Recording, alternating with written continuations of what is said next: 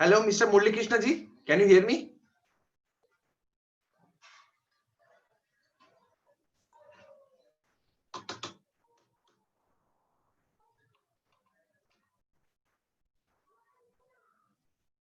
Hello, Mr. Murli Krishna ji. Can you hear me?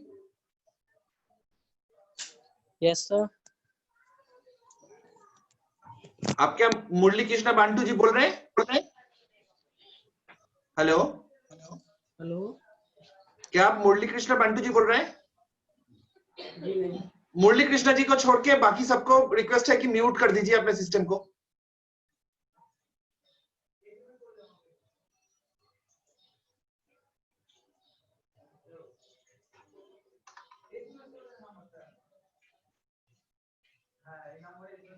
मुरली कृष्ण जी, क्या आप मेरे को सुन पा रहे हैं?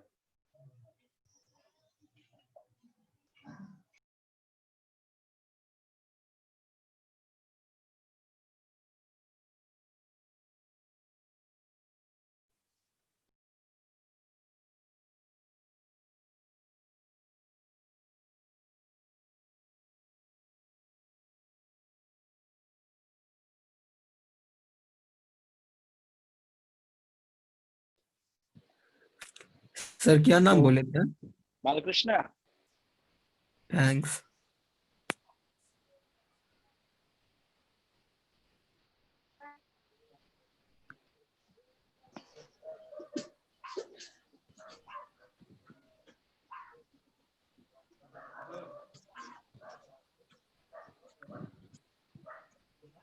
हेलो मुरली कृष्ण जी, आप यस सुन पा सर। रहे हैं? हाँ, मैं आपको अभी को होस्ट बना रहा हूँ। अच्छा एक 1 सेकंड सर, अभी मैं इसके ऊपर मैं एक बार चेक कर रहा हूँ। हाँ, अच्छा डिस्प्ले आ गया, डॉक्यूमेंट्स एक बार मैं चेक कर ले रहा हूँ सर मेरे, क्योंकि फिर हाँ। कल ऐसे आप दिक्कत आपका होती है। वॉइस आ रहा है, आपका कैमरा ऑन नहीं है। हाँ कैमरा ऑन नहीं है सर। हाँ, मैं आपको छोड़ के बाकी सबको म्यूट कर देता हूँ। ओके ओके, पार्टिसिपेंट्स को मेरा म्यूट देना पड़ेगा ना? हाँ हाँ, पार्टिसिपेंट्स सारे म्यूट रह रहे हैं, सिर्फ हाँ। आपको अनम्यूट रहेंगे आप। लेकिन मेरे को ये ब्लैक बोर्ड मिलेगा नहीं, बोर्ड कुछ लिखना है तो ऐसा कुछ मिलेगा या नहीं मिलेगा? यहाँ पे नहीं मिलेगा, आपके घर में अगर है तो आप यूज कर सकते हैं। घर पे है सर, मेरे पास घर पे है तो मेरे तो स्क्रीन पीछे रख में। के ना, आपके पीछे हाँ रख के आप यूज कर सकते हैं उसको। Okay okay sir, okay okay okay, it is now your class, you can start. Okay, thank you very much sir. Good afternoon everybody. ये मुरली कृष्णा सर, एनएसए हैदराबाद से। मैं आप लोगों को यहाँ पर सीएनसी के बारे में मैं आपको पढ़ाना चाह रहा था। तो आज का हमारा पीरियड है सीएनसी एरिया में किस प्रकार से हम कंपोनेंट को तैयार करते हैं, ड्राइंग किस प्रकार से बनाते हैं। ओके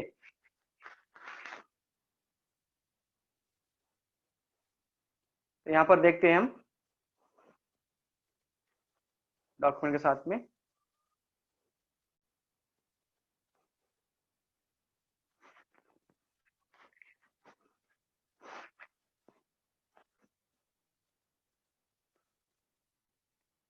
देखिए यहाँ पर मैंने लिखा है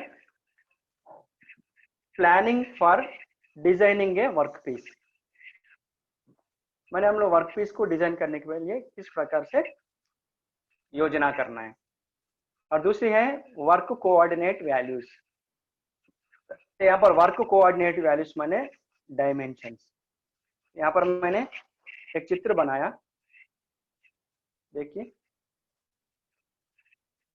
सीधा एक स्टेप टर्निंग करने के लिए। ओके तो यहाँ पर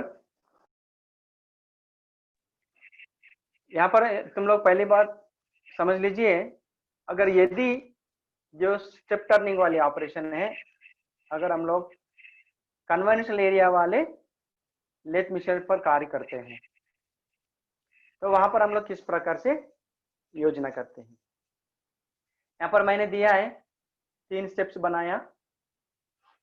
पहला स्टेप में मैंने दिया है 20 mm वाली डायमीटर और 10 mm के लिए लेंथ।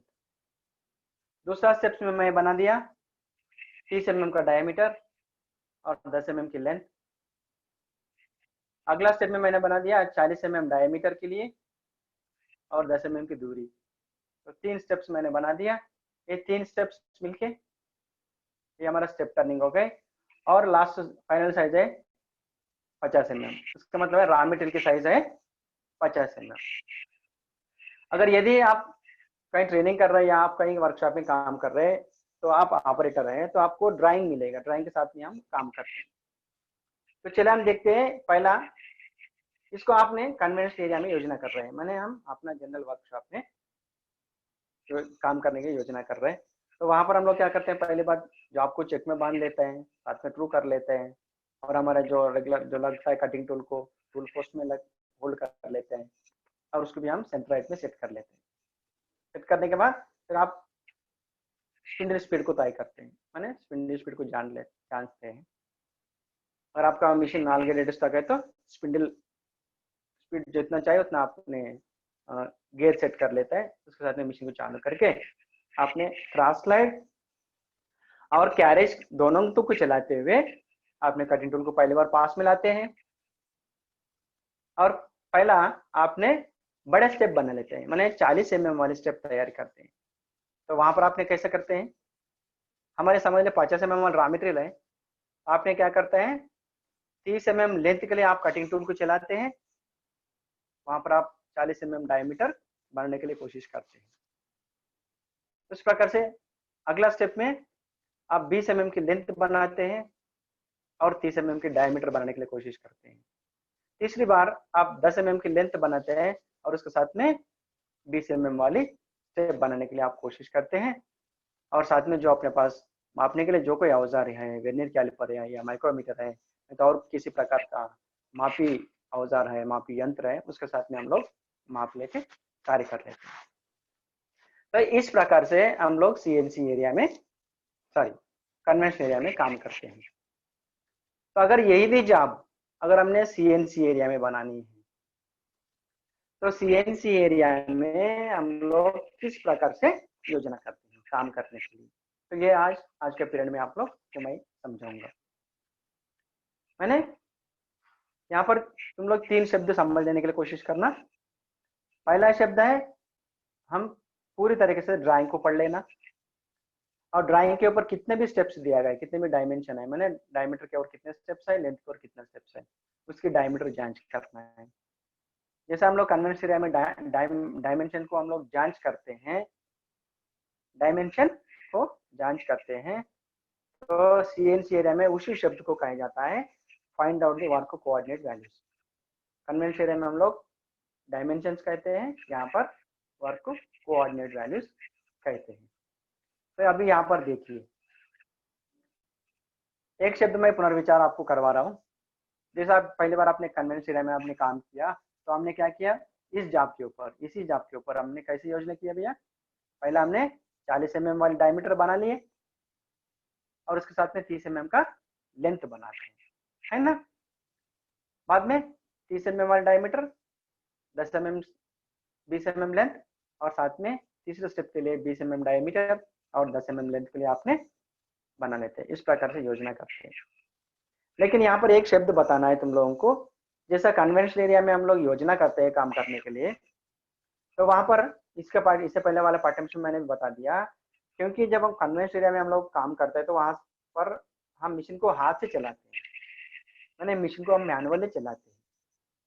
तो वहां पर क्या होता है, हम आंखों से देखते हैं, हाथों से कटिंग टूल को चलाते हैं, मैंने दोनों विधि भी हम खुद से करते हैं, मैंने ऑपरेटर खुद से करते हैं। मैंने अपने आंखों से देखता है, समझ लो मेरा कटिंग टूल क्रॉसलेट की दिशा में कितने दूर में बैठी है जॉब के पास को ले जाने के लिए, और लेंथ के दिशा में कहाँ पर है कैरेज के ऊपर, तो ये हम लोग देखते हैं। तो हमारा जॉब की फेस कितना दूर पे है और हमारा कटिंग टूल कितना दूर पे है, सोच के हम लोग क्रॉसलेट को चलाते हैं आगे और उसके साथ में कैरेज को चलाते हैं। इस प्रकार से दोनों दिशा में टूल को चलाते चलाते हुए हम लोग कटिंग टूल को फेस में पहुंचा देते हैं।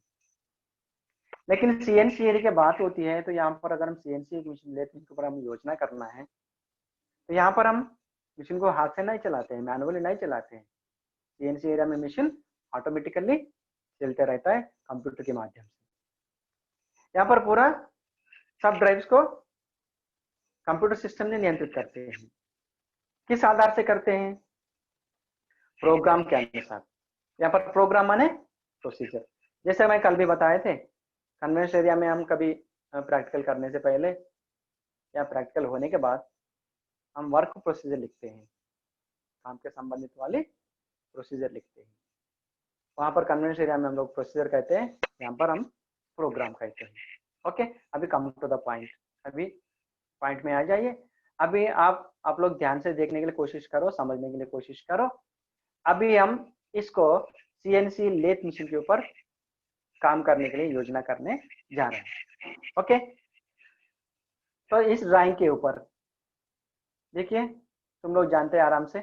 पहला स्टेप 20 mm 10 mm लेंथ, दूसरा step 30 mm diameter 10 mm length 20 mm length, तीसरा स्टेप 40 mm डायमीटर और 30 mm लेंथ। मतलब अलग अलग से देखेंगे तो 10 10 10 3 mm 30 mm है कुल मिला के। लेकिन यहाँ पर हम लोग किस प्रकार से योजना करते हैं?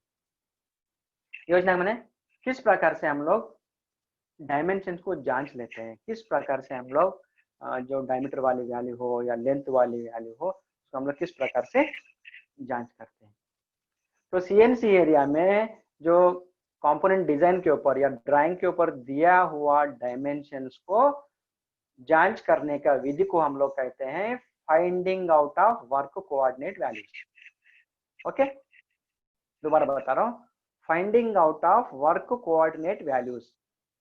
इसका मतलब क्या है? सीएनसी एरिया में हम लोग हमारे कंपोनेंट डिजाइन के अनुसार या ड्राइंग के अनुसार हमारा कंपोनेंट के ऊपर जितने भी स्टेप्स हो, कितने भी ऑपरेशंस हो, ऑपरेशंस के अनुसार या एक एक स्टेप के अनुसार यहाँ पर किस प्रकार से डायमेंशन दिया गया, माने किस प्रकार का कोऑर्डिनेट वैल्यूज है, तो उसको हम लोग पहचान लेना है। तो डायमेंशन को पहचानने का विधि को हम लोग कहते हैं सीएनसी में finding out of coordinate values. तो यहाँ पर मैंने दिखा है, देखिए, find out the work coordinate values as per absolute work coordinate programming system. यहाँ पर वर्क कोऑर्डिनेट देखिए, यहाँ पर लिखा है वर्क कोऑर्डिनेट। वर्क कोऑर्डिनेट्स माने नथिंग बट डायमेंशन। डायमेंशन माने हम एक एक ऑपरेशन के बारे में गिनती करना है। सपोज मैं दोबारा आप लोगों को पुनर्विचार करवाने के लिए कोशिश कर रहा हूँ। अगर मैंने पहला स्टेप के लिए योजना कर रहा हूँ, पहले स्टेप के ऊपर मेरा कितना है, 10 mm की लेंथ है और 20 mm की डायमीटर है। अगला स्टेप में 10 mm की लेंथ है, 30 mm की डायमीटर है, और तीसरा स्टेप में 10 mm लेंथ है और 40 mm का डायमीटर है। ओके, तो इस प्रकार से हम लोग जांच करना है। तो यहाँ पर मैं आप लोगों को पुनर्विचार के लिए कन्वेंशन एरिया वाला और एक शब्द हम बता देता हूँ। समझ लो आपने आपका जॉब को होल्ड कर लिया, चेक में सही बन से बांध लिया, टूल भी कर लिया, और आपका कटिंग टूल भी सही बन साथ में बांध दिया सेंट्रोइड के साथ में। जब आपने पहली बार आपका कटिंग टूल को जॉब का फेस के पास ले जा रहे हैं, अभी तक 2-3 बार मैंने बता दिया है, फिर भी मैं पुनर्विचार के लिए एक बार बता रहा हूँ।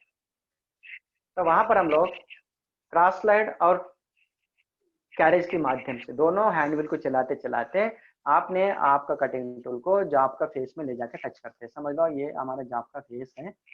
हरा रंग को आपने देखने का नहीं, समझने की कोशिश करो। सपोज हरा रंग का लाइन के साथ में समझ लो मैं कटिंग टूल को ले जाकर वहां पर रख दिया। वहां पर टच करने के बाद हम लोग क्रॉस स्लाइड वाले हैंडविल को और कैरेज वाले हैंडविल के ऊपर हमने किसी प्रकार का एक निशानी डाल देते हैं पहचान के लिए, या हमने हैंडविल को लॉक करके रख देता है। तो वहां पर आपको पता लग रहा है आपकी कटिंग टूल पहली बार क्रॉस स्लाइड की दिशा में और कैरेज की दिशा में इस निशानी के पास आपका वर्कपीस के ऊपर लग जा रहा है बोल के हमें पता लगता है। ओके, ये पहचान के लिए हम लोग इस प्रकार से मार्क करके रख देते हैं। तो इस प्रकार से, तो इसको हम लोग कहते हैं work beginning point. CNC area में कल का क्लास में मैंने विस्तारपूर्वक आप लोगों को समझाए थे। वर्क ऑफ सेटिंग में हमारा पूरा डिटेल्स पहचान हुई। तो जैसा हमें देखिए यहाँ पर जॉब का फेस में मैंने एक हरा कलर का बिंदु लगाया, मैंने वहां पर मैंने बता दिया 0, नीले रंग में मैंने लिखा 0। तो इसका मैं नाम दे दिया X0 Z0। अभी समझने के लिए कोशिश करो तुम लोग। ये हरा रंग के साथ में हमारा कटिंग टूल कहाँ पर पहुंचे, समझ लो, यहाँ हरा रंग ही हमारा कटिंग टूल है, तो मैंने सेंटर तक पहुंचा दिया। तो अभी हमारा कटिंग टूल हमारी वर्क पीस का डायमीटर में भी सेंटर में है और लेंथ में भी सेंटर में है। ओके, दोनों तरफ से, लेंथ के ओर और डायमीटर के ओर, दोनों तरफ से भी हमारे कटिंग टूल की पॉइंट सेंटर पॉइंट में पहुंच गई। तो इस स्थिति को हम लोग कहते हैं वर्क 0। कल का क्लास में पूरा विस्तार पूर्वक से मैंने आप लोगों को पढ़ा के दिखा दिया, एक शब्द में पुनर्विचार के लिए ले रहा हूँ। तो इस स्थिति को हम लोग कहते हैं वर्क बिगिनिंग पॉइंट या वर्क स्टार्टिंग पॉइंट वैल्यू और वर्क 0 या वर्क ऑफसेट वैल्यू। ओके, तो इसलिए मैंने यहाँ पर मैंने दे दिया x = 0, z = 0। जैसे मैंने इसे दो क्लास हुई हमने, उसको मैं वहां पर तुम लोग मैं अच्छी तरह समझा दिया था, x माने क्या होता है, z माने क्या होता है, तो मैंने CNC कोड्स पढ़ाए थे। यहाँ पर x माने डायमीटर की वैल्यू, z माने लेंथ की वैल्यू। ओके, तो इस तरह से, तो यहाँ पर हमने सेंटर में मैंने दे दिया, इसका पॉइंट को मैंने नाम रख के 0 बोल दिया। इस प्रकार से मैंने सब जगह में मैंने पॉइंट्स लगा दिया। अभी देखिए तुम लोग, लाल कलर से मैंने एक एक बिंदी लगा दिया। यहाँ पर देखिए पहला बिंदी मैंने लगाया, यहाँ पर मैंने बोला 0 0, और पहला हमारे BCMM वाले स्टेप में मैंने और एक बिंदी लगाया, इसको मैंने बोला नंबर 1। इसके साथ में नंबर 2, नंबर 3, 4, 5, 6, 7। मैंने ये हो गए मेरा योजना के लिए। मैंने यहाँ पर हम लोग डायमेंशन पहचानने जा रहा हूँ। हम लोग here I am planning to find out the work coordinate value।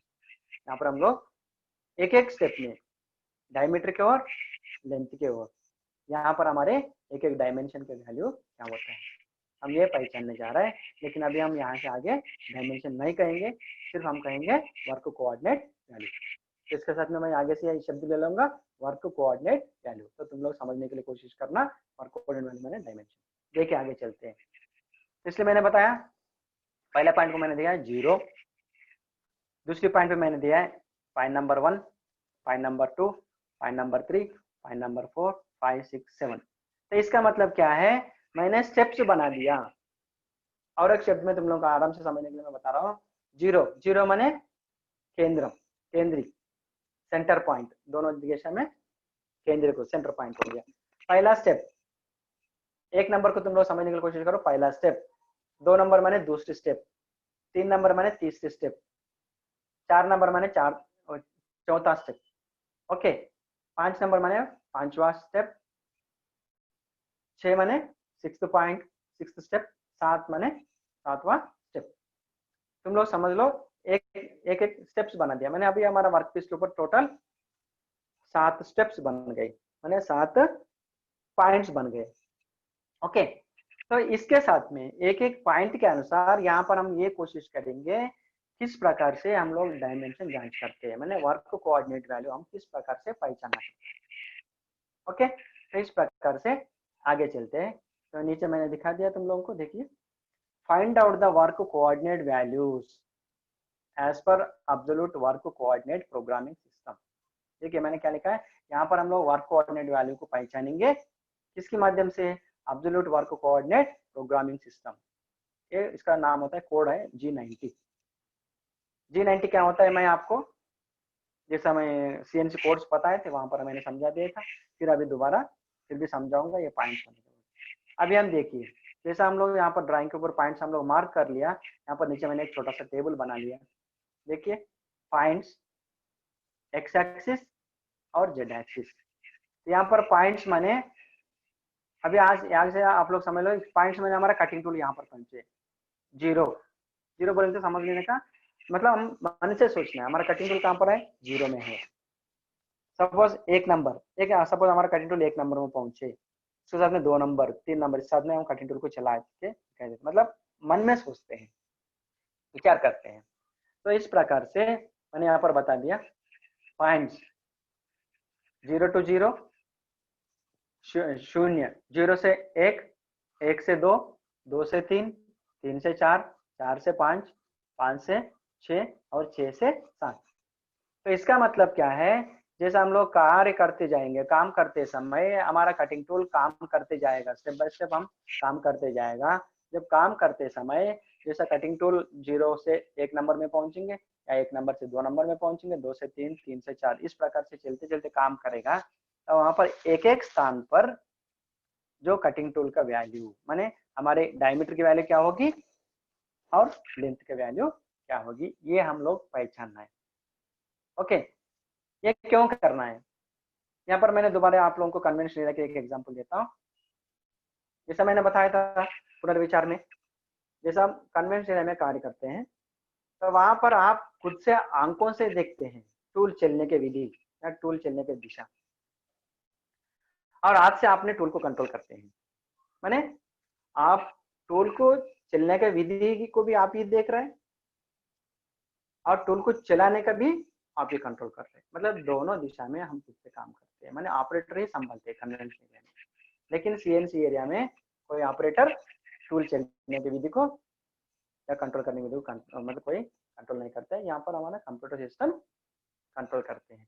जब कंप्यूटर सिस्टम ने आपका पूरा टूल चलने की विधि को या ड्राइव चलने की विधि नियंत्रित कर रहा है, तो वहां पर हम लोग हर स्टेप में मतलब पॉइंट नंबर 0 से लेके पॉइंट नंबर 7 तक हमारा कटिंग टूल पहुंचना है, या 7 नंबर से लेके और ऊपर से हम काम करते आ रहे हैं तो 0 तक हमारा कटिंग टूल पहुंचना है। तो ये हमारा इस प्रकार का इस शेप जॉब के ऊपर मिलेगा, माने इतने प्रकार के स्टेप्स मिलेगा। तो यहाँ पर तुम लोग समझने के लिए कोशिश करना, तो क्योंकि जो सीएनसी एरिया में हम लोग खुद से टूल को नहीं चला रहे हैं ना, तो इसलिए तो हम यहाँ पर प्रोग्राम के अंदर सीएनसी सिस्टम को ये समझाना पड़ता है एक एक स्टेप में हमारा कटिंग टूल किस प्रकार से चलना है। तो उस सुविधा में बताने के लिए, चलने की विधि बताने के लिए हम लोग क्या करते हैं सिस्टम के अंदर या प्रोग्राम लिखते समय हम लोग क्या करते हैं, वहां पर हर स्टेप में एक्स की वैल्यू और जेड की वैल्यू, यहाँ पर मैंने बताया एक्स माने डायमीटर की वैल्यू, जेड माने लेंथ की वैल्यू। ओके, इस प्रकार से हम लोग प्रोग्राम के अंदर लिख देते हैं विस्तार पूर्वक से। जब हमने प्रोग्राम के अंदर विस्तार पूर्वक से लिखेंगे तो वहां पर हमारा कंप्यूटर सिस्टम पहचान लेते हैं हम लोग कटिंग टूल को किस प्रकार से आगे चलाने। जो प्रोग्राम लिखने के विधि, प्रोसीजर लिखने के विधि को मैं अगला पाठ्यांश में समझाऊंगा। सिर्फ आज हम यही पहचानने की कोशिश करेंगे हमारा सीएनसी एरिया में जॉब के ऊपर जो डायमेंशन दिया जाता है, कोऑर्डिनेट वैल्यूज दिए जाता है, उस कोऑर्डिनेट वैल्यूज को हम लोग किस प्रकार से जांच करते हैं। ओके, तो इस प्रकार से चलिए हम अभी आगे चलते हैं। तो अभी हम यहाँ पर हम कोशिश करेंगे कोऑर्डिनेट वैल्यूज बनाने के लिए। ओके, मैं तो बना के रख दिया है, लेकिन अभी मैं एक एक पॉइंट से मैं आपको समझा दूंगा। ओके, तो यहाँ पर क्या दिखाया मैंने, देखो पॉइंट्स 0 to 0, तो उसका मतलब क्या है, हमारा कटिंग टूल 0 to 0 0 में है। 0 में है माने हमारा कटिंग टूल जो आपका फेस में सेंटर में है, मतलब भौतिक रूप से नहीं है, लेकिन हम लोग मन में सोचना है हम यहाँ पर हमारा कटिंग टूल 0 का स्थिति में बैठा है। तो इसका मतलब क्या है, हमारा कटिंग टूल फेस में माने लेंथ में भी 0 में है और डायमीटर पे और भी 0 में है। इसलिए मैंने यहाँ पर वैल्यू दिया है, जब हमारे कटिंग टूल 0 to 0 0 के दोनों के दिशा में 0 में बैठता है, तो वहां पर आपका x की वैल्यू क्या होगा और z का वैल्यू क्या होगा, ये हम लोग जांच करना है। ओके, तो इस प्रकार से जांच करने की विधि को हम लोग कहते हैं finding out of work coordinate values. तो इसलिए मैंने यहाँ पर लिखा है, देखिए, find out the work coordinate values as per absolute work coordinate programming system. Absolute work coordinate programming system एक विधि है और एक विधि होता है इंक्रीमेंटल। ओके, मैं ये कोऑर्डिनेट वैल्यूज पूरा पाठ्यांश पढ़ाई होने के बाद मैं दोबारा एक बार पुनर्विचार में आपको G90 माने क्या होता है, G95 91 माने क्या होता है, मैं अगले पाठ्यांश में या जैसे टाइम मिला समय विस्तार पूर्वक समझाने के लिए कोशिश करेंगे। लेकिन अभी हम ये जांचने के लिए कोशिश करेंगे, देखिए 0 to 0 उसका मतलब क्या है, हमारा कटिंग टूल दोनों दिशा में 0 पे है, तो वहां पर x की वैल्यू भी 0 होगी और z की वैल्यू भी 0 होगी। ओके, मैंने 0 0 दशमलव 0। ओके, कभी मैंने कटिंग टूल को 0 से लेके 1 नंबर के लिए ले जा रहा हूँ, मतलब 0 to 1 0 to 1, तो यहाँ पर हम ड्राइंग में देखेंगे, यहाँ पर समझने के लिए कोशिश कर लो 0 to 0। तो जब हमारा कटिंग टूल पहली बार यहाँ पर थे तो आपका वैल्यू क्या हुआ था, x इक्वल टू 0 और z इक्वल टू 0। तो इसके साथ में अभी मैं क्या कर रहा हूँ, 0 to 1, मैंने यहाँ पर मैंने कटिंग टूल को केंद्र बिंदु से लेकर पॉइंट नंबर 1 के लिए चला रहा हूँ। मैंने हमारा कटिंग टूल फेसिंग करते हुए, वर्कपीस का फेस करते हुए पीछे जा रहा है, मैंने वापस जा रहा है, ऊपर जा रहा है। ऊपर कहाँ तक जाएगा, पहला स्टेप का डायमीटर का वैल्यू क्या है, 30 mm। मैंने यहाँ पर 1 नंबर वैल्यू का डायमीटर के लिए मैंने एक्स एक्सिस की वैल्यू, एक्स माने डायमीटर की वैल्यू, जेड माने लेंथ की वैल्यू। डायमीटर का वैल्यू एक्स एक्सिस, एक्स माने डायमीटर, कितना कहाँ पर पॉइंट नंबर 1 में कितना होगा, क्योंकि पहला स्टेप की वैल्यू क्या दिया है, 20 mm। तो यहाँ पर हमारा एक्स का वैल्यू होगा 20 mm 1 नंबर पे। क्यों, यहाँ पर ये इस प्रकार से हम लोग समझने के लिए कोशिश करना, जैसा आपका डायमीटर की वैल्यू दिया है, यहाँ पर हमारा पहला डायमीटर है 20 mm, दूसरी डायमीटर है 30 mm। तो जो डायमीटर की वैल्यू दिएगा वो डायमीटर की वैल्यू को ही हम लोग कंसिडर करना है, जांच करना है, या हम लोग पहचान लेना है। इसलिए मैंने यहाँ पर बताया, देखिए जब मेरा कटिंग टूल 0 से लेके 1 नंबर में जा रहा है, मैंने फेसिंग करते हुए सेंटर से हमारा कटिंग टूल 20 mm डायमीटर भरने के लिए जा रहा है। भैया भौतिक रूप से कटिंग टूल नीचे से ऊपर नहीं चलता है, केंद्र बिंदु से लेकर 7 नंबर तक नहीं चलता है, 7 नंबर से केंद्र बिंदु तक आने की कोशिश करते हैं। क्योंकि हम लोग जब हम काम करते हैं तो बिग डायमीटर पहले होता है, उसके साथ में अगला वाला और तीसरे वाले, चौथा वाले करते हैं। मतलब कार्य तो ऊपर से करते हुए हम नीचे आते हैं, मतलब बड़ा डायमीटर से लेके स्मॉल डायमीटर के लिए। लेकिन कभी हम लोग सीएनसी एरिया में प्रोग्राम बनाने की योजना करते हैं तो हम लोग कार्य कहाँ से शुरू हो रहे हैं, जैसा मैंने बताया था इससे पहले, ये 0 केंद्र बिंदु क्या हो गया, हमारा वर्क 0 माने वर्क स्टार्टिंग पॉइंट हो गया या वर्क बिगिनिंग पॉइंट हो गया। इसलिए हम लोग क्या करते हैं, प्रोग्राम लिखते समय हर कोऑर्डिनेट वैल्यू को, माने हर डायमेंशन को वर्क शुरुआत की जगह से हम लोग गिनती करते हैं। कार्य रूप किस तरह से होता है, 7 नंबर से लेके कार्य करते कटिंग टूल नीचे आते हैं, मतलब बड़ा डायमीटर से लेके नीचे मतलब स्मॉल डायमीटर तक आता है। ओके, लेकिन हम लोग प्रोग्राम कैसे लिखता है, स्टार्टिंग पॉइंट से लेके एंडिंग पॉइंट तक। अभी यहाँ पर तुम लोग एक कंफ्यूजन हो गया, तो 0 मैंने हमारा स्टार्टिंग पॉइंट, यहाँ पर मैंने 7 नंबर दिया, 7 नंबर मैंने एंड पॉइंट, मैंने आखिरी ऑपरेशन या आखिरी स्टेप। ओके, तो यहाँ पर तुम लोग समझने के लिए कोशिश करो, जैसा हम लोग सीएनसी एरिया में प्रोग्राम लिखते हैं, प्रोग्राम माने वर्क प्रोसीजर। तो प्रोग्राम लिखते समय हम लोग कोऑर्डिनेट वैल्यूज को वर्क बिगिनिंग पॉइंट से लेके वर्क एंड पॉइंट तक जांच करते हैं। यहाँ पर वर्क बिगिनिंग पॉइंट मैंने आपका 0 है और वर्क एंड पॉइंट मैंने पॉइंट नंबर 7 है। ओके, तो इसलिए मैंने यहाँ पर जो कोऑर्डिनेट वैल्यूज बनाने के लिए जा रहा हूँ, आप लोगों को समझाने के लिए कोशिश कर रहा हूँ, इसलिए मैंने कोऑर्डिनेट वैल्यूज 0 से गिनती कर रहा हूँ, 0 से 1, 1 से 2, 2 से 3, 3 से 4, 4 से 5, 5 से 6, 6 से 7। ओके, इस प्रकार से हम लोग जांच करेंगे। लेकिन काम तो ऊपर से आता है, 7 नंबर से काम शुरू होती है, 6, 6 से 5, 5 से 4, 4 से 3, 3 से 2, 2 से 1, 2, 1 से 0, माने ऊपर से बड़ा डायमीटर से लेके छोटे डायमीटर के लिए। तो काम कभी भी वर्क एंड पॉइंट से लिए स्टार्टिंग पॉइंट में होते हैं। ओके, लेकिन हम लोग जो कोऑर्डिनेट वैल्यू जांच करते हैं स्टार्टिंग पॉइंट से लेके एंड पॉइंट के लिए। इसलिए मैंने यहाँ पर नीचे वाले टेबल में दिया गया कोऑर्डिनेट वैल्यूज 0 से लेके 7 नंबर तक। चलिए अभी हम देखते हैं किस प्रकार से ये वैल्यू हमें मिले, विस्तार पूर्वक से हम लोग पढ़ने के लिए कोशिश करेंगे। यहाँ पर मैं तुम लोग एक बार पढ़ा के दिखाता हूँ, बाद में मैं चित्र के ऊपर मैं आपको समझा देता हूँ। यहाँ पर मैंने 0 से कटिंग टूल को 1 नंबर तक चलाया, मैंने हमारा कटिंग टूल फेस में चलते रहा, तो वहां पर एक्स एक्सिस वैल्यू मैंने फेस की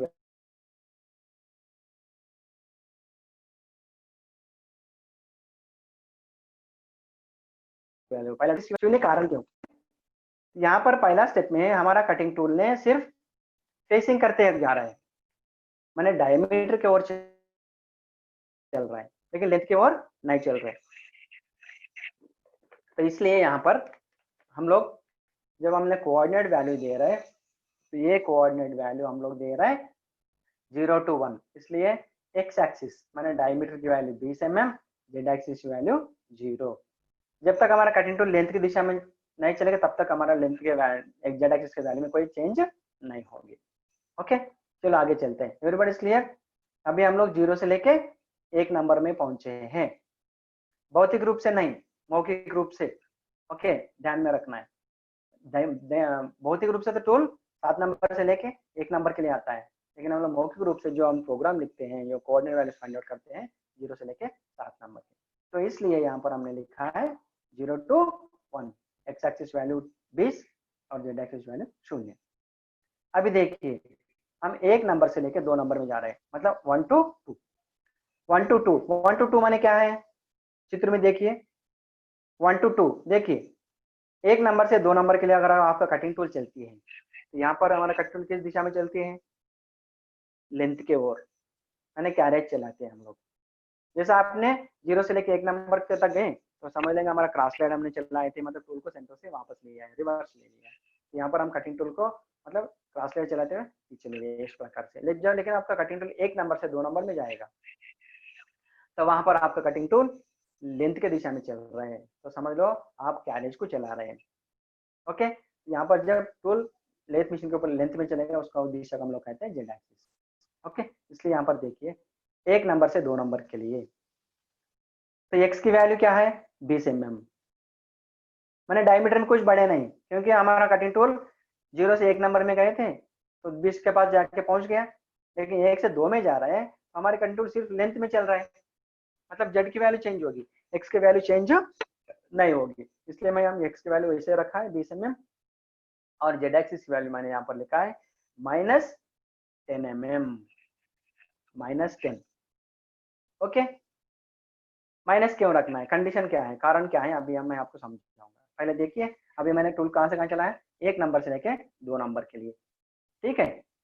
जब आप 0 से 1 में गए थे आपका x की वैल्यू 20 बढ़ गई थी, जब आप 1 से 2 में जा रहा है तो x में कोई चेंज नहीं है, क्यों, हमारा कटिंग टूल यहाँ पर सिर्फ लेंथ की दिशा में चल रहा है, जेड एक्सिस में। कितना लेंथ के लिए चले भैया 10 mm। ओके, लेकिन हम लोग मैंने यहाँ पर -10 लिखा हूँ। ओके, -10, माइनस हम क्यों लिखना है, देखिए यहाँ पर x की वैल्यू जांच किया आप लोग, सबका वैल्यूज में कहीं भी माइनस नहीं है, लेकिन z का वैल्यू देखो हर जगह हमने माइनस दिया है।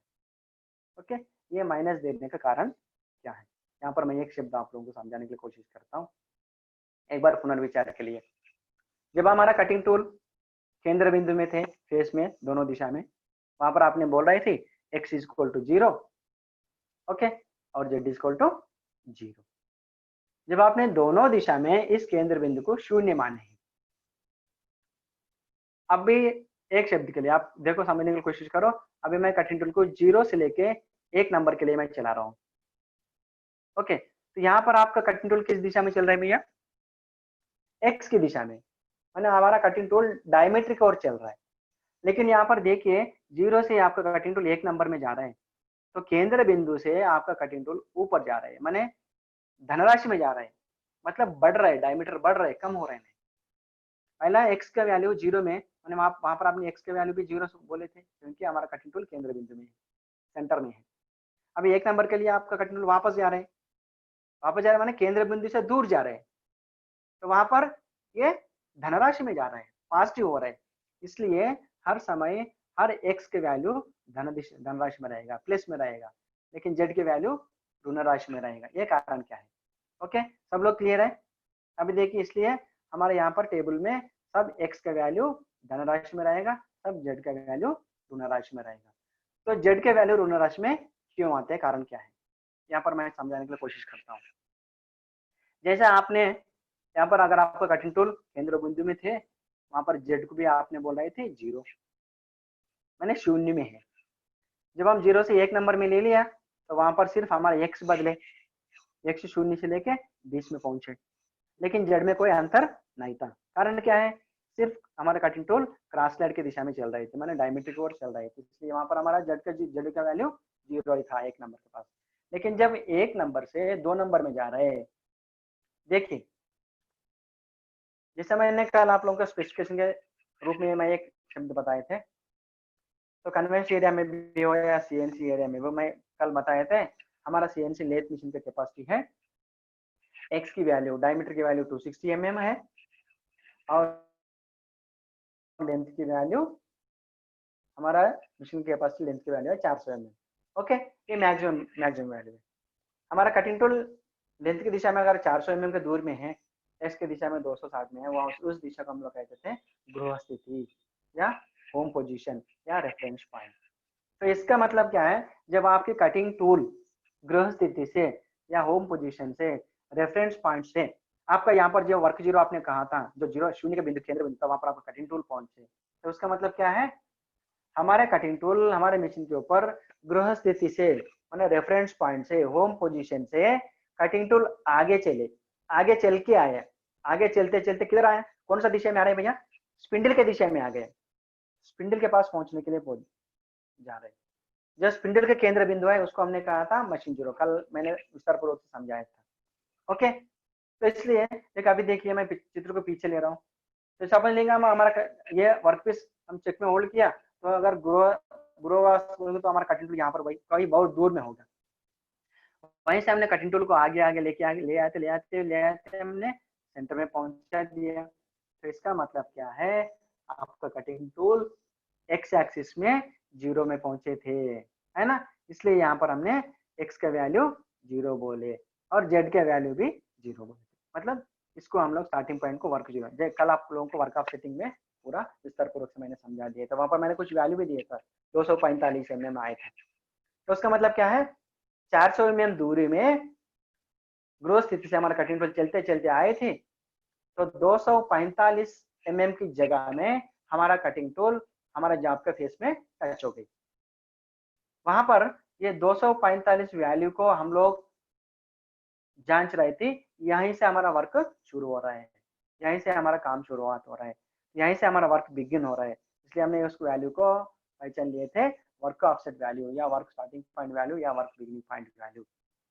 ओके, तो वो 245 वैल्यू, तो यहाँ पर हम समझ लेना जीरो माने 45, 245 के पास हमारा कटिंग टूल जॉब के फेस में टच हो गई। ओके, तो लेकिन अभी 1 नंबर से 2 नंबर में जा रहा है, तो गिनती के लिए देखिए, अगर हमें 245 mm एक ये केंद्र बिंदु का हमने जगह बनाए थे, उसका माना उस स्थान का हमने वैल्यू बनाए थे, लेकिन अभी देखिए आपका कटिंग टूल 1 नंबर से 2 नंबर के लिए जा रहा है लेंथ की दिशा में। देखिए यहाँ पर आपका कटिंग टूल किस दिशा में जाएगा, ऋण राशि में जा रहा है, माने हमारा कटिंग टूल टुवर्ड्स स्पिंडल की ओर चलते जाएगा। हम ग्रोथ स्थिति जाएंगे तो हम इधर पीछे आना पड़ेगा, इधर आना पड़ेगा, वापस में आना पड़ेगा, लेकिन यहीं से हमारा कटिंग टूल चलते चलते चलते 1 नंबर या जीरो पे पहुंचे, 1 नंबर से अभी आगे जाएंगे, 1 नंबर से अभी 7 नंबर तक जाएगा, 3 लेंथ बनाते बनाते, मैंने पहला लेंथ 10 mm, दूसरी लेंथ 10 mm, तीसरी लेंथ 10 mm, इस प्रकार से 30 mm हमारा कटिंग टूल आगे जाएगा लेंथ की ओर, कुल तीनों स्टेप्स मिला के। जब हम लोग इस 1 नंबर या जीरो नंबर का वैल्यू लेंथ एक्सिस में 245 हम लोग मान रहे, तो 245 में से आपका कटिंग टूल 1 नंबर से 2 नंबर में जाएंगे, तो यह कहाँ चल रहा है भैया, कटिंग टूल स्पिंडल के ओर चल रहा है, माने स्पिंडल फेस की ओर चल रहा है, माने चेक की ओर जा रहा है, इसका मतलब है 245 mm से और कुछ कम हो जाएगा, है ना, कम ही हो जाएगा ना। तो जब अगर सपोज हमारा कटिंग टूल 1 नंबर से पीछे जाएंगे, वापस जाएंगे ग्रोथ स्थिति के लिए, इस प्रकार से वापस जाएंगे, तो वहां पर हमारा 245, 255, 260 या 400 mm तक बढ़ जाएगा। लेकिन अभी हमारा कटिंग टूल ऋण दिशा में चल रहा है, ऋण राशि की दिशा में चल रहा है, माने स्पिंडल की ओर जा रहा है, इसलिए कभी भी हम लोग वर्क ऑफसेट में हमारा लेंथ की वैल्यू को माइनस मानते हैं, जेड एक्सिस की वैल्यू को माइनस मानना पड़ता है। इसलिए अभी तुम लोग समझने के लिए कोशिश करो। देखिए अभी 1 नंबर से हम 2 नंबर तक टूल को चला रहे हैं लेंथ की दिशा में, जब लेंथ की दिशा में चल रहा है तो कटिंग टूल कितना लेंथ के लिए चल रहा है भैया, 10 mm के लिए। ओके, ध्यान से सुनो, कितना लेंथ के लिए चले आपका कटिंग टूल, 1 नंबर से 2 नंबर के लिए 10 mm लेंथ के लिए चले। लेकिन हम लोग वर्क ऑफसेट में या वर्क जीरो के लिए, वर्क बिगिनिंग पॉइंट के लिए, मैंने कल हम लोग 1 महीने के एग्जांपल लिया था 245, तो इसका मतलब क्या है, जब हमारी कटिंग टूल इस स्थिति में है, जीरो एक्सिस में है, तो इस लाइन में है, तो यहाँ से आपका कटिंग टूल अगला पॉइंट में जा रहे हैं, मतलब 10 mm की लेंथ के लिए चल रहा है, लेकिन वो लेफ्ट साइड में जा रहे हैं, ऋण राशि में जा रहे हैं, इसलिए हम लोग 245 में से 10 mm को माइनस करना पड़ता है, तो 235 हो जाएगा। तो इस प्रकार से और 10 mm आगे जाएगा और 10 mm माइनस हो जाएगा, कुल मिला के 20 mm हो जाएगा, मैंने 225 हो जाएगा। और इस प्रकार से, इसलिए मैंने यहाँ पर अभी तुम लोग समझने के लिए कोशिश करो। तो इसका मतलब क्या है, जब हम लोग हमारा कटिंग टूल 1 नंबर से 2 नंबर में जा रहे हैं, इसका मतलब लेंथ के दिशा में जा रहा है, तो वहां पर x की वैल्यू नहीं चेंज नहीं होगी क्योंकि डायमीटर की वैल्यू है। लेकिन हमने यहाँ पर z एक्सिस की वैल्यू -10 बोला है, तो वहां पर हमारे कंप्यूटर सिस्टम ने क्या कर लेता है, जैसे हम लोग कल के पार्ट टाइम्स में वर्क बिगिनिंग पॉइंट के वैल्यू को हमने जांच किया 245 mm, तो सिस्टम क्या कर लेता है, मैंने यहाँ पर क्या वैल्यू दी है भैया, z-10, मैंने यहाँ पर मशीन को हम इशारा दे रहा है, मशीन को हम कमांड दे रहा है, मशीन को हम लोग मदद कर रहा है, गाइड कर रहा है, तो z एक्सिस में 10 mm माइनस करना है। ओके, ध्यान से समझने के लिए कोशिश करो, ये इंपॉर्टेंट है। हम z एक्सिस वैल्यू में दे रहा है z-10, तो इसका मतलब क्या है, जो 245 mm वैल्यू है यहाँ पर हमारा वर्कपीस के ऊपर, जो फेस में जो लेंथ है, लेंथ के वैल्यू में, z एक्सिस के वैल्यू में हम यहाँ पर z0 मान रहे हैं। तो z0 माने क्या है, जब हम वर्क ऑफसेट वैल्यू को बनाएंगे तो समझ लेंगे, हम कल हमने एक एग्जांपल में बना के दिया था, समझ लें 245 आया था। तो जब आपका कटिंग टूल लेंथ की दिशा में 0 में आके बैठेंगे या 1 नंबर के पास आके बैठेंगे फेस में एग्जैक्टली, तो वहां पर आपका z की वैल्यू हो जाएगा 245 mm। माने इसका मतलब क्या है, अभी हमारा कटिंग टूल अगर स्पिंडल की ओर चलते जाएंगे, स्पिंडल के फेस में पहुंचने के लिए 245 mm के लिए जगह बचा है, वो किसमें से, 400 mm की दूरी से। यहाँ पर 400 mm की दूरी क्या है, हमारा CNC लेथ मशीन का वर्क लिमिट है और लेंथ की दिशा में। ओके, तो जब हमारा कटिंग टूल ग्रो स्थिति में होती है, यहाँ पर अगर कहीं दूर में होती है, तो वहां पर हमारा कटिंग टूल z एक्सिस में 400 mm की दूर में बैठती है। तो 400 mm का दूर से हम लोग कटिंग टूल को आगे चलाते चलाते 0 में आया, z एक्सिस में या 1 नंबर में पहुंचे, तो वहां पर आपका कटिंग टूल z एक्सिस की वैल्यू हो गए 245। तो ये इसलिए हम लोग ये 245 वैल्यू को गिनती के लिए हम लोग 0 मान रहे हैं। ओके, समझ में आया? तो इसलिए हमने यहाँ पर मैंने लिखा है z इज इक्वल टू 0, तो z का वैल्यू है 0, लेकिन ये एक्चुअली वैल्यू क्या है, फिजिकल भौतिक रूप से 245 है। लेकिन अभी आपका कटिंग टूल 1 नंबर से 2 नंबर में जाने के लिए कोशिश कर रहा है, तो यहाँ पर आपका कटिंग टूल किस दिशा में जा रहा है, लेफ्ट साइड में जा रहा है, हमारे हाथ को अपर ड्राफ्टिंग लेफ्ट साइड में जा रहा है, मतलब ऋण राशि में जा रहा है, स्पिंडल के ओर जा रहा है। इसलिए हम लोग तो इस यहाँ पर कोऑर्डिनेट वैल्यू में गिनती में जब डायमेंशन हम लोग जांच करेंगे, पहचान करते समय हम लोग माइनस वैल्यू देना पड़ता है। ओके, यहाँ से तुम लोग ध्यान में रखो, आगे के लिए कभी भी हम काम करेंगे, कहीं भी काम करेंगे, कभी भी लेथ मशीन के ऊपर z का वैल्यू माइनस में ही देना पड़ता है। ओके, तो इस प्रकार से, इसलिए अभी come to the point conclusion के लिए, अभी जैसे मैंने कटिंग टूल को 1 नंबर से 2 नंबर के लिए चला रही थी, तो यहाँ पर x की वैल्यू हो गया 20 mm और z का वैल्यू -10। तो इसका मतलब क्या है, जब हम सिस्टम को हमारा इस कार्य के लिए, हमारा वर्क ये कार्य करने के लिए 245 के पास हमारा कटिंग टूल बैठी है, तो पहले स्टेप के लिए 245 से 10 mm टूल को पीछे ले जाओ, मतलब आगे बढ़ाओ माइनस की दिशा में, मतलब ऋण दिशा में, ऋण राशि में। तो इसका मतलब ये हो जाता है, इसलिए यहाँ पर हमने दिया z-10। वहां पर सिस्टम क्या करता है, जब कार्य करता है तो हमारा कटिंग टूल या 1 नंबर से 2 नंबर के लिए जाना है, तो 245 में 10 mm काटेगा, तो 200 कितने बचेगा, 35 बचेगा। ओके, तो 235 mm के लिए कटिंग टूल आगे जाएगा। आगे मैंने स्पिंडल की ओर जा रहा है, इसलिए माइनस वैल्यू। तो इसके साथ में हम आगे देखते हैं। देखिए 2 से 3 में यहाँ पर देखो x की वैल्यू बढ़ गया, कितने बढ़ गए, 10 mm बढ़ गई, और z के वैल्यू वहीं पर है, मतलब कोई चेंज नहीं है।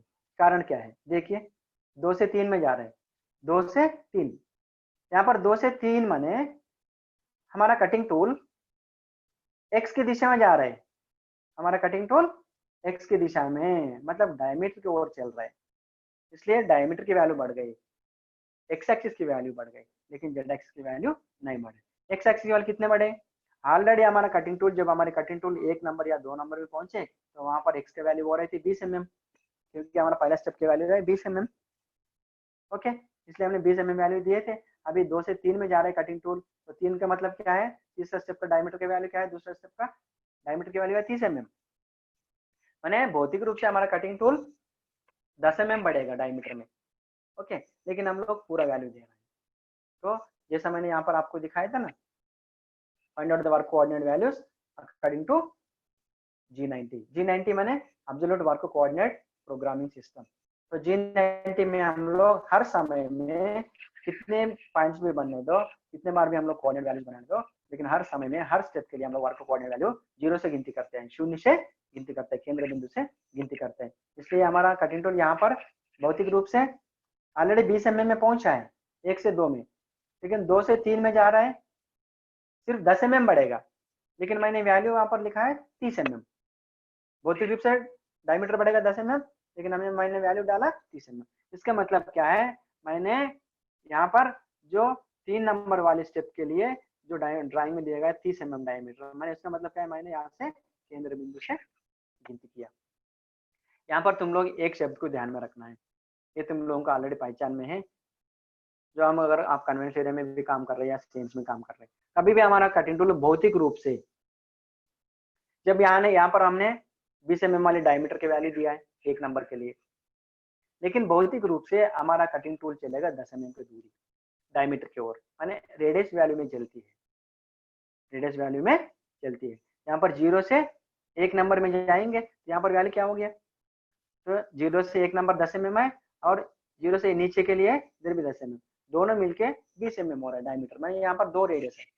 तो कभी भी हमारा कटिंग टूल भौतिक रूप से रेडियस के इक्विवेलेंट वैल्यू में चलती है, लेकिन हम लोग डायमीटर की वैल्यू कंसीडर करते हैं। कारण क्या है, जब हम लेथ मशीन के ऊपर कार्य कर रहे हैं तो हमारा वर्कपीस गोलाकार की गति में घूमती रहती है। ओके, जब कटिंग टूल गोलाकार की गति में घूमती रहती है, लेकिन हमारा कटिंग टूल वर्कपीस गोलाकार की गति में घूमती रहती है, कटिंग टूल लीनियर में चलती है।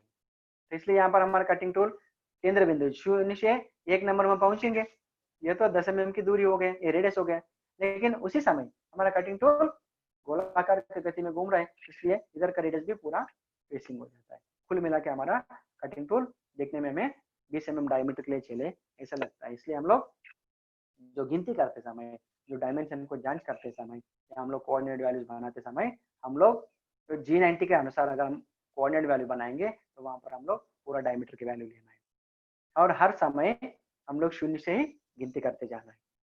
इसके साथ में और एक सिस्टम है, इसे कहते हैं हम लोग G91 इंक्रीमेंटल। अगला पाठ्यक्रम में तुम लोगों को समझाने के लिए कोशिश करूंगा। ये कारण क्या है, समय सारणी कम होती है यहाँ पर ऑनलाइन में, तो इसलिए अभी हम आगे चलते हैं। कम से कम कोऑर्डिनेट वैल्यू हम पूरा करने के लिए कोशिश करते हैं आज के पीरियड में। देखिए 2 नंबर से 3 नंबर में जा रहे हैं हम लोग। यहाँ पर हमारा एक्स की डायमीटर 30 mm हो रहा है, और जेड एक्सिस की वैल्यू वहीं पर मैंने रखा है, मैंने आगे बढ़े नहीं। 3 से 4 के लिए देखो, एक्स की वैल्यू वहीं पर है, लेकिन हमारा जेड की वैल्यू 20 mm पर है, मैंने 10 mm बढ़ गई। तो कारण क्या है, देखिए 2 से 3 में गया, हमारा कटिंग टूल डायमीटर की ओर चले, इसलिए हम लोग 3 नंबर के लिए x = 30 और z = -10 लिखा है हम लोग। अभी 3 से 4 में जा रहे हैं हम लोग, तो यहाँ पर हमारा कटिंग टूल 3 से 4 के लिए फिर लेंथ के लिए चलेगा, माने जेड एक्सिस में चलेगा। तो इसलिए यहाँ पर क्या होता है, जब 4 नंबर के लिए देखिए 4 नंबर के हम लोग जेड एक्सिस वाले कैसे गिनती करना है, पहला स्टेप का 10 mm और दूसरे स्टेप का 10 mm, मैंने पहला स्टेप 10, दूसरा स्टेप 10, दोनों मिलके पहला स्टेप माने 1 से 2 पहला स्टेप हो गया, और 3 से 4 दूसरा स्टेप हो गया। यहाँ पर 10 + 10 माने 20, लेकिन दिशा क्या है, ऋण राशि में चल रहा है। ओके, माइनस डायरेक्शन में चल रहा है, इसलिए माइनस डायरेक्शन में चल रहा है, इसलिए हम लोग क्या करना है, माइनस वैल्यू देना है, इसलिए मैंने यहाँ पर दिया है z -20। ओके, 3 से 4 में हमारा कटिंग टूल चलेगा, x के लिए 30 और z के लिए -20। अभी आगे चलते हैं 4 से 5। 4 से 5 में हमारा कटिंग टूल देखो, x की वैल्यू बढ़ गई, 10 mm बढ़ गई, मैंने डायमीटर 40 में पहुंच गई, तो लेंथ में तो वहीं पर है। और आगे देखते हैं 5 to 6। 5 to 6 में क्या है, कटिंग टूल हमारा वहीं पर रहेगा 40 में, और आगे 10 mm बढ़ रहा है। देखिए अभी हम ड्राइंग के ऊपर एक बार देखते हैं, पहले हमने पहुंचे थे 2 से 3, 3 से 4, ओके, 4 से 5, 4 से 5 माने फिर हमारा कटिंग टूल डायमीटर की ओर चल रहा है, माने एक्स की दिशा में चल रहा है। जब 4 नंबर में होती थी तो कटिंग टूल जो हमारा डायमीटर की वैल्यू होता था 30 mm। ओके, अभी 4 से 5 में जा रहा है तो डायमीटर की वैल्यू हो जाएगा कितना, 40। ओके, इसलिए हमने यहाँ पर लिखा है 4 से 5 में जा रहा है तो हमारा कटिंग टूल तो डायमीटर की वैल्यू हो गया 40 और जेड की वैल्यू 20 है। और 5 से 6 में जाएंगे कटिंग टूल का जो डायमीटर की वैल्यू 40 में है, लेकिन लेंथ में और 10 mm आगे बढ़ गई, इसका मतलब -30 हो गया। ओके, 6 से 7 में जाएंगे, फिर यहाँ पर कटिंग टूल 6 से 7 में हमारा कटिंग टूल डायमीटर की दिशा में चलेगा, मतलब एक्स की दिशा में चलेगा, इसलिए यहाँ पर 10 mm बढ़ेगा और लेंथ में नहीं बढ़ेगा। अभी हम चित्र के ऊपर देखते हैं। देखिए, तो मैं पुनर्विचार के लिए एक बार मैंने आप लोगों को 0 से बताऊंगा। 0 मैंने दोनों एक्सिस के लिए x0 z0। जब 0 से हम लोग 1 नंबर में जा रहे हैं, यहाँ पर समझने के लिए कोशिश कर लो, आराम से मैं तुम लोगों को मैं समझा रहा हूँ। तो यहाँ पर x की दिशा में गए टूल 1 नंबर के लिए, तो वहाँ पर x = 20 mm हो गए, z = 0। अभी 1 से 2 में गया कटिंग टूल, मैंने कटिंग टूल हमारे लेंथ की दिशा में चला है, डायमीटर में कोई बदली नहीं है, इसलिए यहाँ पर x की वैल्यू 20 mm है, लेकिन z की वैल्यू 10 mm के लिए चला है। 10 mm किस दिशा में चले, ऋण राशि में चला है, इसलिए हमने -10 लिखा है। अभी 2 से 3 में जाएंगे, देखिए यहाँ पर और हमारा कटिंग टूल x की दिशा में चल रहा है 2 से 3 के लिए, तो यहाँ पर हमारा क्या बढ़ेगा, डायमीटर ही बढ़ेगा। डायमीटर कितना है, 30 mm, इसलिए x की वैल्यू है 30 और z की वैल्यू है 10। और 3 से 4 में जाएंगे, देखिए 3 से 4 में जाएंगे, तो यहाँ पर आपका कटिंग टूल 3 से 4 में जाएंगे, तो आपका कटिंग टूल यहाँ पर 3 से 4 में जाएंगे तो लेंथ की ओर चलेगा। लेंथ कितना, 1 से 2 10 mm हो गया, 3 से 4 और 10 mm हो गया, इसलिए यहाँ पर x की वैल्यू 30 और z की वैल्यू -20। ओके, 4 से 5 मैंने फिर अब हमारा कटिंग टूल x की दिशा में चल रहा है, डायमीटर की ओर चल रहा है, इसलिए डायमीटर की वैल्यू हो जाएगा 40। ओके, 5 नंबर पर, और z की वैल्यू 20 ही है, क्योंकि 4 से 5 में कटिंग टूल आपका डायमीटर की ओर चल रहा है, लेंथ की ओर नहीं, इसलिए लेंथ बदलेगा नहीं। ओके, अभी देखिए 5 से 6 में जाएंगे, समझ लो हमारा कटिंग टूल 5 से 6 में जा रहा है, तो वहां पर क्या होगा, देखो 5 से 6 मैंने लेंथ की दिशा में, मतलब और 10 mm बढ़ाना पड़ेगा, इसलिए देखिए जेड एक्सिस के लिए 1 से 2 10 mm, 3 से 4 20 mm और 5 से 6 30 mm।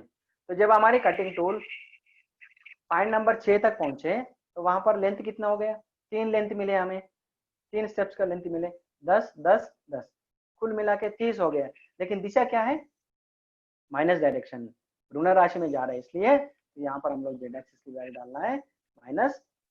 तो इसलिए हम पर लिखा है, देखो मैंने 5 से 6 में जा रहा है कटिंग टूल, एक्स की दिशा वहीं पर है 40 में है, लेकिन जेड की वैल्यू हो गया 30 में। आखिरी पॉइंट 6 से 7 में जाएंगे हमारा कटिंग टूल, 6 से 7 में जाएंगे तो यहाँ पर हमारा कटिंग टूल डायमीटर की ओर चलेगा, इसलिए डायमीटर की वैल्यू हो जाएगा 50 और लेंथ की वैल्यू हो जाएगा वहीं पर रहेगा 30 mm पर। जब हम लोग बोलेंगे जो 6 से 7 में चलाएंगे टूल, जब 6 से 7 में चला रहा है तो टूल कटिंग टूल डायमीटर की ओर चल रहा है, इसलिए 7 नंबर में क्या हो जाएगा हमारा वैल्यू, x = 50 और z = -30। तो इस प्रकार से हम लोग CNC एरिया में कोऑर्डिनेट वैल्यूज को पहचान लेते हैं। Okay Sir, only 4 minutes remaining. Okay sir, okay, I will come to conclusion. Okay sir, please. तो यहाँ पर जो कन्वेंशन जो CNC एरिया में डायमेंशन को जांच करने के विधि को या डायमेंशन को पहचान करने के विधि को हम लोग कहते हैं work coordinate value, finding out of work coordinate. Find माने पहचानना, जांच करना। तो इसलिए अभी देखिए मैं सारांश के लिए मैं तुम लोगों को समझाने की कोशिश कर रहा हूँ। अभी देखिए हम लोग यहाँ पर, इसलिए मैंने जब हमारा कटिंग टूल 0 to 0 में थे, x = 0 हो गया था, z = 0। 0 से 1 नंबर में जा रहे हैं तो वहां पर x = 20, z = -0, और 1 से 2 में जा रहे हैं तो x की वैल्यू उतना ही रहेगा, लेकिन z -10, क्योंकि हमारा कटिंग टूल लेंथ में चल रही थी, वो भी ऋण राशि में, इसलिए हमने 10 mm माइनस दिया। उस साथ में 2 to 3 डायमीटर के ओर, इसलिए हम यहाँ पर डायमीटर बढ़े 10 mm, लेकिन लेंथ नहीं बढ़ा है। और 3 से 4 में जाएंगे, मतलब डायमीटर उतना ही रहेगा, बीच में 10 mm बढ़ेगा क्योंकि दूसरा स्टेप में जा रहे हैं, इसलिए -20।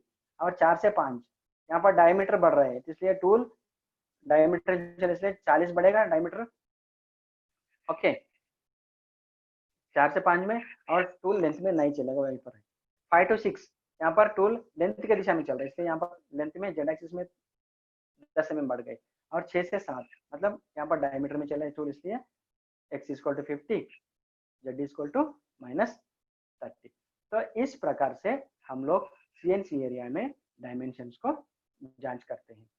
ओके, तो इसे कहते हैं finding out of work coordinate value. तो आज के पार्ट टाइम्स के अनुसार यहाँ पर हमें 2 शब्द लिखा था मैंने, कंपोनेंट डिजाइन हमने ड्राइंग को बना के दिखाया है मैंने, और डायमेंशंस भी हमने दे दिया है, मतलब कोऑर्डिनेट वैल्यूज दिया है। फिर बाद में हम लोग कोऑर्डिनेट वैल्यूज को, वर्क कोऑर्डिनेट वैल्यूज को फाइंड आउट किया है, यानी हम लोग जांच किया है।